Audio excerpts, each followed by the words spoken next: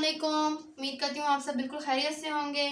तो जैसे कि आज की फ़र्स्ट वीडियो है चाइनीज़ लैंग्वेज को लेकर, ठीक है। आप ज़्यादा क्वेश्चंस कर रहे थे कि किस तरह से होगी। तो स्टूडेंट्स, आपको मैं ये बता दूं कि आपके चाइनीज़ लैंग्वेज में पहले जो है वो करैक्टर्स नहीं आते हैं। पहले आपको जैसे हमारी ABC होती है वैसे ही मैंने बोर्ड पर लिखे हैं, ये उसकी प्रोनाउंसिएशन भी लिखी है, उर्दू तलफ़्फ़ुज़ भी लिखे हैं उसके, ठीक है। हमारी जैसे ABC होती है A to Z तक ABC होती है, चाइनीज़ लैंग्वेज में भी वैसे ही ABC होती है। सबसे पहले आपको वो ABC समझनी पड़ती है, ठीक है, वो उसकी प्रोनाउंसिएशन अच्छी करनी पड़ती है। उसके बाद ही जाकर आप सेंटेंसेस बना सकते हैं और उसको बहुत अच्छे तरीके से बोल भी सकते हैं और स्कॉलरशिप भी उसके बाद आप लोग आराम से ले सकते हैं। एग्जाम आप जब देने जाते हैं लेवल 1 और 2 में, उसमें आपको करैक्टर्स नहीं मिलते, उसमें आपको इसी तरह से ABC मिलेगी, ठीक है। इसी तरह की ABC में आपको लफ्ज़ मिलेंगे, ठीक है, वर्ड्स मिलेंगे जो आपने अपने उसके मायने बताने होंगे, ठीक है। और उसको प्रोनाउंस करना होगा, लिसनिंग सुननी होगी, लिसनिंग सुनकर उसको पेपर को अटेम्प्ट करना होगा। तो हम अपना बिना वेस्ट किए अपने आज की वीडियो को स्टार्ट करते हैं।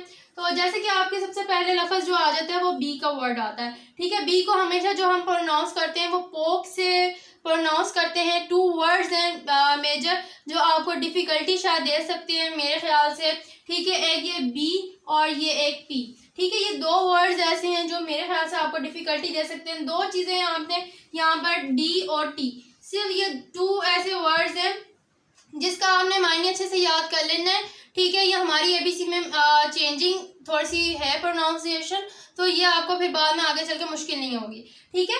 तो बी को जो हम प्रोनाउंस करते हैं वो पो की साउंड से करते हैं। जब भी बी का लफ्ज़ कहीं भी ABC में पूरे सेंटेंस में लिखा आएगा तो हम उसको पो पढ़ेंगे, ठीक है। उसके बाद अगर पी का वर्ड कहीं आ जाता है तो पी के वर्ड को हम फो पढ़ेंगे इनकी ABC में, ठीक है। और उसके बाद एम के वर्ड को हम मो पढ़ेंगे, ठीक है। उसके बाद एफ के वर्ड को फो पढ़ेंगे, ठीक है। और डी और टी, अब ये 2 वर्ड्स आ गए डी और टी। अब डी और टी में क्या फ़र्क है? अब हम लोग तो डी की आवाज़ को ता की आवाज़ निकालते हैं अगर देखा जाए तो, ठीक है, डी की आवाज़ ही निकालते हैं। लेकिन ये लोग यहाँ पर डी की आवाज़ को था की आवाज़ देते हैं और टी की आवाज़ को ता की आवाज़ देते हैं। मैंने यहाँ पर उर्दू इसी वजह से लिखी है ताकि आपको ये क्लियर हो सके कि किस तरह से उर्दू भी है और इंग्लिश भी है। जो मैसेजेस का आपका ज़माना है तो आप लोग मैसेजेस भी पढ़ते हैं, तो मैंने इसलिए उसकी इंग्लिश भी लिखी है और उसकी उर्दू भी लिखी है ताकि किसी भी स्टूडेंट को डिफ़िकल्टी बिल्कुल भी ना हो, ठीक है। उसके बाद एन की तरफ हम चले जाते हैं ना, ठीक है। ना पढ़ेंगे इसको जब भी हम कोई लफ्ज़ पढ़ते हैं, ठीक है। उसके बाद ला, एल से जो भी लफ्ज़ आएगा उसको हम ला की प्रोनाउंस करेंगे। तो जी का जो साउंड है उसको गा और का भी कहते हैं, ठीक है। अब गा और का में क्या फ़र्क होता है? जब 2 वर्ड्स 2 दफ़ा जी एक ही लफ्ज़ में आ जाएंगे तो वो नेक्स्ट वीडियोस में भी आप देखेंगे, ठीक है, लेक्चर्स में मेरे, तो उसको हम कौन पढ़ते हैं। लेकिन जब हम एक ही हमारी सेंटेंस में एक ही लफ्ज़ जी से बनेगा तो वो हम सिर्फ जी की आवाज़ देगा गा, ठीक है। तो नेक्स्ट सेंटेंसेस जब बनेंगे तो ये कंफ्यूजन आपकी इजीली वहाँ पर क्लियर हो जाएगी। उसके बाद का की आवाज़ जो निकलेगी वो खा की आवाज़ देगा, ठीक है। उसके बाद है हा जो है वो बहुत सारी जगहों पर हा की आवाज़ भी दे रहा है, एस जो है, और खा की आवाज़ भी दे रहा है, ठीक है। उसके बाद हम बात कर लेते हैं जे की। अब जे जो है वो चिर की आवाज़ देता है। जे जहाँ पर भी यूज़ हो जाएगा ABC की लैंग्वेज में वो चिर को प्रोनाउंस करेगा। उसके बाद क्यू जो है वो छिर की आवाज़ देगा। यहाँ में CHI मैंने लिखा है छिर, ठीक है, तो वो छिर की आवाज़ देगा। उसके बाद एक्स जो है वो शी की आवाज़ देगा। आप जहाँ पर भी एक्स पढ़ेंगे उसको प्रोनाउंस जब आप करेंगे तो उसको शी की आवाज़ से प्रोनाउंस करेंगे।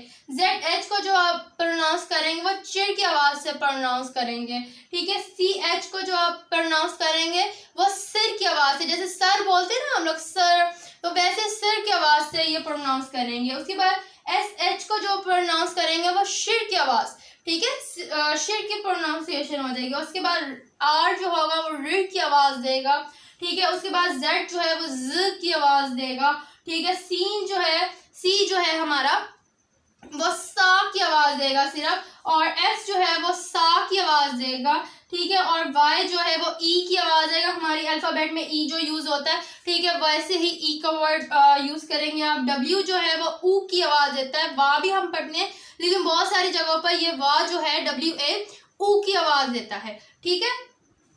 ये तो हो गई हमारी सबसे पहले ABC। ठीक है, अब आपको डिफिकल्टी हो रही होगी ये सोचने में कि अब हमने इसको प्रोनाउंस कैसे करना है। जैसे अब सिंपल से मैं आपको एक वर्ड, आज तो फर्स्ट लेक्चर है, मैं आपको बर्डनाइज नहीं करूंगी, तो जैसे नी हाउ एक वर्ड है, ठीक है, नी हाउ।